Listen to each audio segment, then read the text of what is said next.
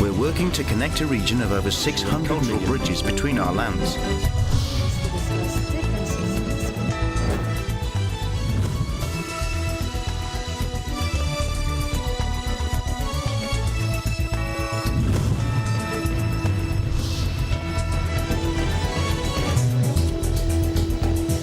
Good evening, I'm Alma Angeles. You're watching ASEAN in Focus on tonight's headlines. The Philippines' economic growth beat expectations last year, fueled by strong consumer spending despite rising consumer prices. According to a new UN report, world output growth is projected to decelerate from an estimated 3% in 2022 to 1.9% this year, marking one of the lowest growth rates in recent decades. 24. And breaking news tonight in the war in Ukraine, after weeks of deliberation, Germany and the U.S. has agreed to send its Leopard tanks and Abrams tanks to Ukraine. And 2 Philippine Air Force aviators were killed in a crash while rescuers were searching for another plane that went missing the previous day with 6 people on board.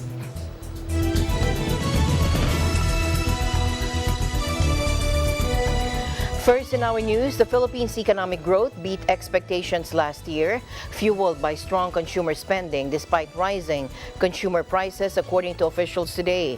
Now, gross domestic product expanded 7.6% in 2022, according to the State Statistics Agency, in a briefing, faster than the pandemic-blighted 5.7% output in 2021. The reading topped the government's target of 6.5 to 7.5% growth.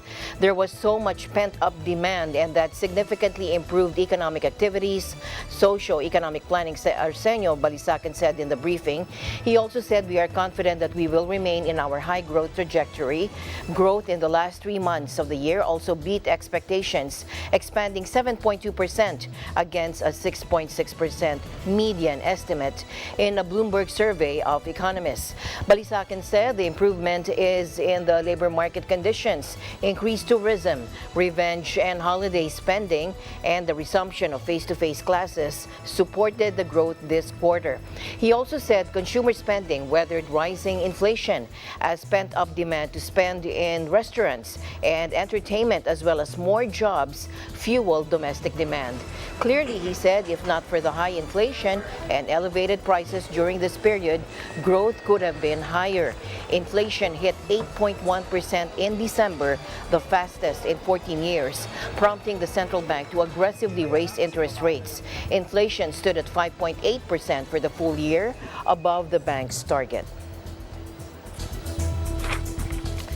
National Economic and Development Authority, or NEDA, said locating in the Philippines is a good investment for foreign businesses, as the country can serve as a gateway to the population-rich ASEAN nations. In his speech at the Philippine Economic Briefing in Frankfurt, Germany, NEDA Secretary Arsenio Balisacan noted that the Philippines has a population of 110 million, while the entire ASEAN has 680 million people. Let's listen in. For long-term investment decisions. So, what is in it for investors and businesses? The Philippines is a fast-growing economy of over 110 million people. Apart from having a sizable domestic consumer market, it can serve as a competitive launching pad for the ASEAN economies, home to over 680 million people, roughly 9% of the world population. The Philippines is in the midst of reaping the demographic dividend, where a growing and young working population can fuel economic growth for the next 2 to 3 decades. And as we have mentioned, we are more open to business now more than ever, with investors having a wide array of industries to choose from. With all of our transformative reforms and initiatives set into motion, the Philippines is poised to regain its preeminence in Southeast Asia and beyond. In order to sustain recent economic gains, Balisacan said the government is prepared to support its people by enacting policies and programs focused on education, health, and labor. The government, the NEDA secretary said, will also focus on revitalizing the industry sector with technology in order to make the country's products and exports more competitive. Meanwhile, the government will focus on transforming the services sector into a modern and productive sector. Tourism, information technology, and the business process outsourcing industries will become strong growth drivers for the economy. Now, according to a new UN report, world output growth is projected to decelerate from an estimated 3% in 2022 to 1.9% in 2023. Now, this marks one of the lowest growth rates in recent decades. Launching the World Economic and Social Prospects 2023, the Undersecretary General for Economic and Social Affairs, Lee Junhua, said to reporters that the near-term economic outlook is a very sobering projected growth. Let's listen in. The near-term economic outlook is very sobering. Projected global growth in 2023 is the lowest we have seen in the last decade, down to just 1.9%. Without further shocks, things in 2024 were likely to improve a little bit, but it will not be sufficient or enough to put us on tracks to build the economic base needed to achieve the SDGs. We must work together to accelerate the actions needed to create the necessary enabling environment. In this regard, international cooperation is fundamental. As countries face pressures to shrink public spending in the short term, they do run the risk of kneecapping themselves by underinvesting in human capital, green energy, and the digital transformation, or even climate resilience, which undermines their own growth and debt sustainability prospects in the longer term. We call for more flexible inflation targeting and also probably raising their inflation targets to some extent where it's applicable. Again, it's a very country-specific.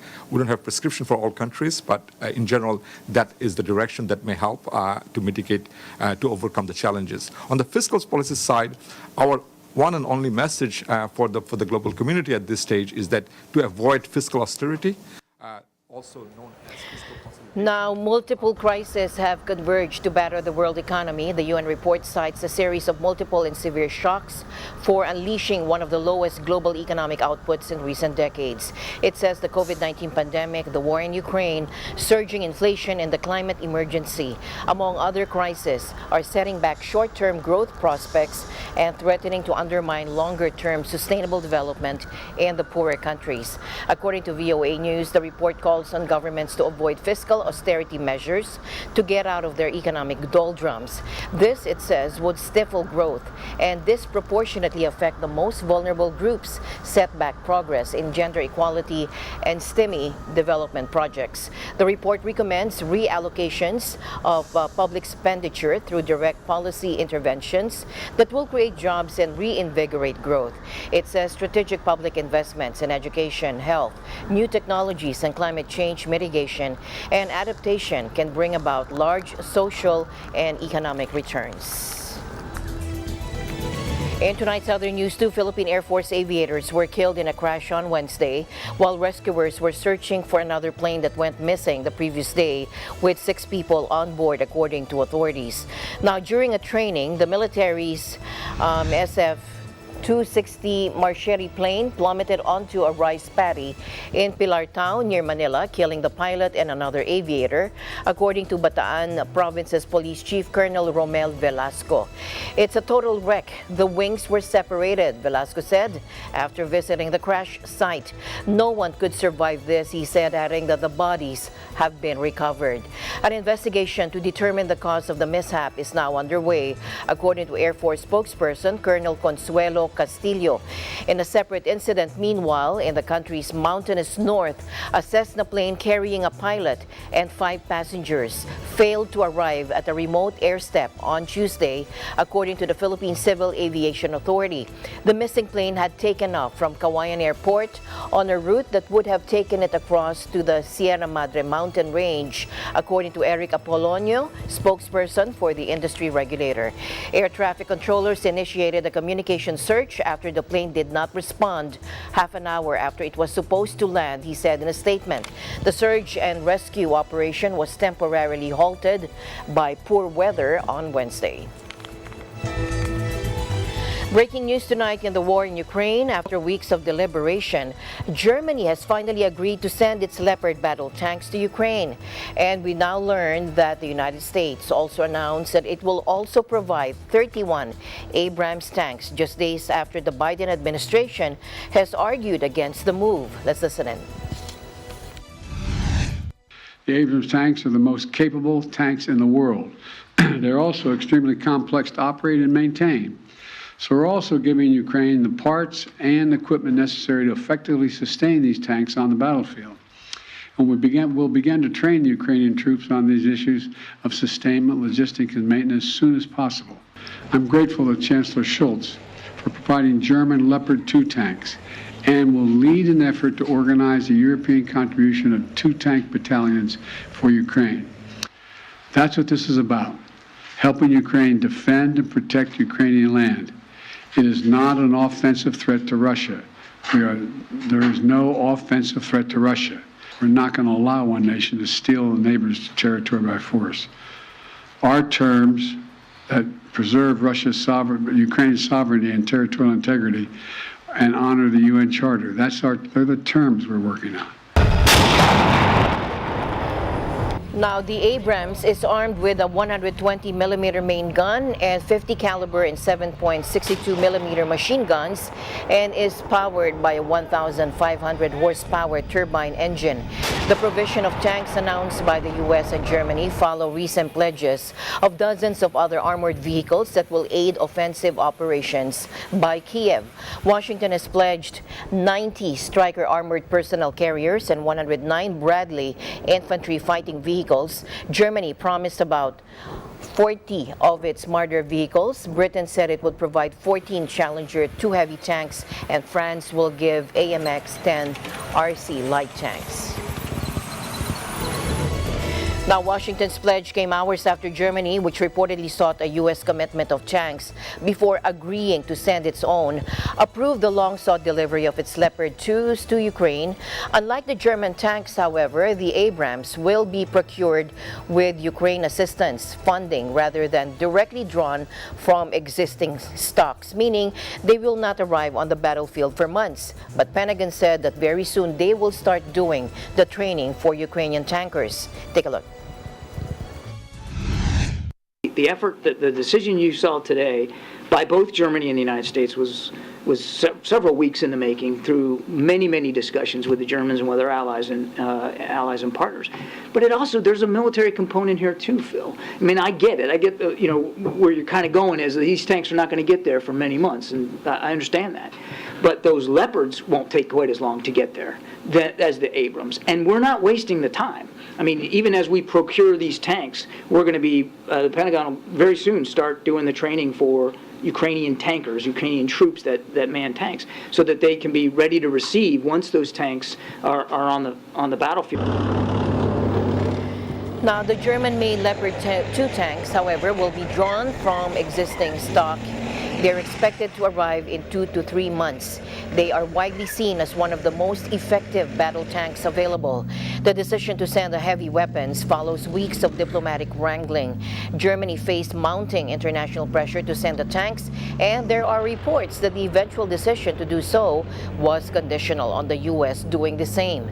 Now, both sides participated in good diplomatic conversations that made the difference and contributed to the extraordinary shift in Germany's security policy, according to a senior U.S. official on condition of anonymity earlier on Wednesday. Now, Ukrainian President Volodymyr Zelensky urged the speedy delivery of Western tanks, saying the key is now speed and volume. President Zelensky's address comes on the day German Chancellor Olaf Scholz agreed to supply the Leopard 2 heavy tanks to Ukraine.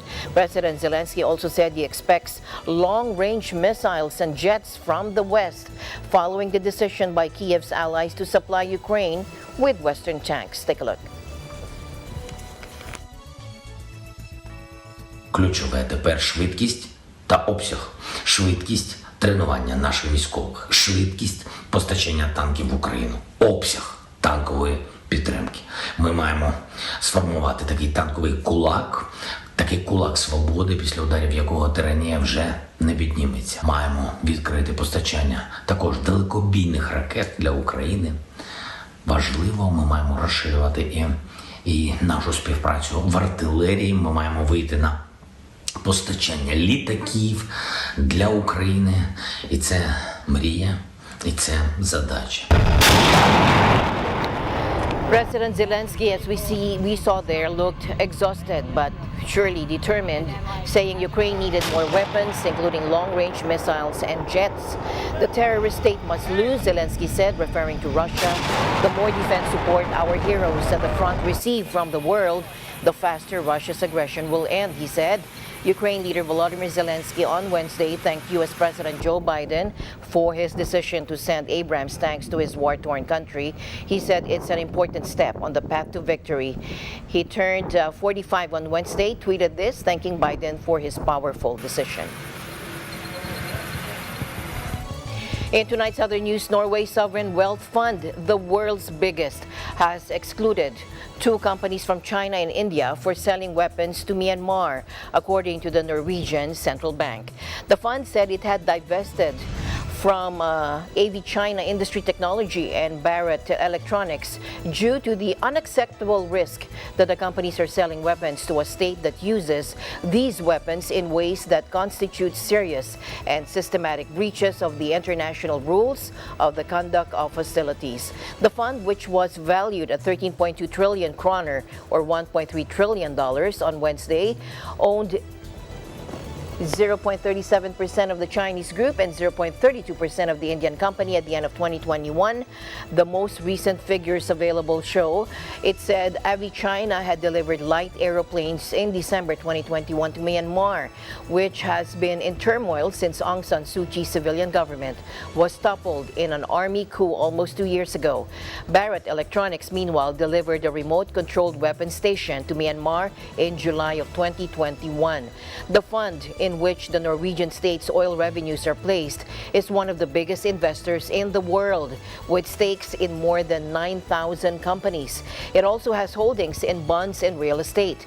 It is governed by rules that prohibit it from investing in companies involved in serious human rights violations, those that manufacture particularly inhumane or nuclear weapons, as well as coal and tobacco products. In other news, tourists reveled in wintry scenes across Japan as much of the country was blanketed by snow in a cold snap that has killed at least 1 person and disrupted travel. Take a look. Now, these temperatures are some of the coldest we've ever seen in a decade. That is according to Japan Meteorological Agency official Takafumi Umeda. Record lows were logged in several locations, including one area of southern Kumamoto, where the mercury hit -9 degrees Celsius, the coldest logged there since 1977, when that observation site began keeping track. Authorities were also investigating whether 2 other deaths were related to the freezing weather across much of the archipelago. Hundreds of flights were canceled due to the snowstorm, while delays and cancellations disrupted both local trains and long-distance Shinkansen services.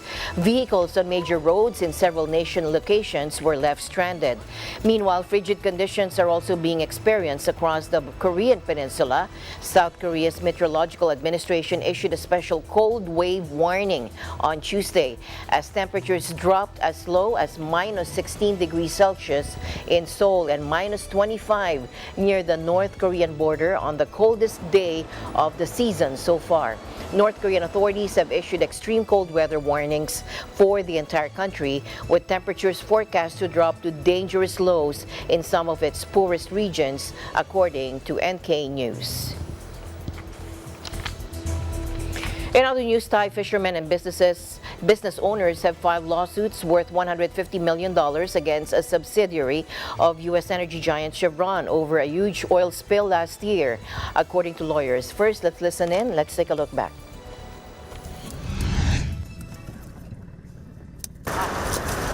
การขูดเอาหน้าทรายก่อนขูดที่น้ำมันติดหน้าทรายขูดให้ลึกไปจนหมดคราบน้ำมันแล้วก็ทำการบรรจุถุงแล้วก็ทำการเคลื่อนย้ายออกไปทีนี้มาเจอนี่เลยกลายเป็น2 เด้ง 3 เด้งเลยทีนี้ไอ้เนี่ยผลกระทบก็คืออันนี้มันกระทบโดยตรงและทีนี้ก็จะสั่งปิดหาดแล้วทำไงของเต็มหมดเลยปลาปูเนี่ยเต็มไปหมดเลยแล้วทำยังไงครับ More than 60 tons of oil was pumped into the Gulf of Thailand last January after an issue with a pipeline operated by Star Petroleum Refining Public Company, or SPRC. Crews scrambled to clean up the spill off Rayong Province, roughly 2 hours drive from capital Bangkok, with images from the time showing the picturesque and popular beaches slick with oil. SPRC, whose major shareholder is Chevron, is accused of failing to properly maintain the pipeline that caused the leak. According to lawsuits filed by Rising Sun Law, the firm, which represents 837 people, including fishermen, tourism operators, and residents, claimed in the suits that the leak wasn't adequately addressed by the companies. SPRC and Chevron didn't respond to requests for comment. And finally, in our news, surreal sci-fi flick Everything Everywhere All at Once topped the Oscar nominations with 11 as Hollywood formally kicked off the race to the all-important Academy Awards. German anti-war movie All Quiet on the Western Front and Irish black comedy The Banshees of Inisherin followed with 9 nominations, each from the Academy of Motion Picture Arts and Sciences, which will hand out the awardees on March 12. Absurdist indie film Everything Everywhere All at Once portrays a Chinese-American immigrant family undergoing a tax audit who were quickly drawn into an interdimensional AI battle to save the multiverse from a powerful villain. It became a huge word-of-mouth hit and has grossed more than $100 million worldwide. The film earned 4 acting nominations for its cast, including Best Supporting Actor for Ke Huy Quan, who appeared as a child in Indiana Jones and the Temple of Doom almost 4 decades ago, and Best Lead Actress for Michelle Yeoh. As my usual habit, I'd like to end the day on a positive note. Let's encourage and build each other up so that no one is left behind. And that's it for tonight's broadcast. I'm Alma Angeles. We'll see you back tomorrow. Stay in the news because we live in extraordinary times. Good night.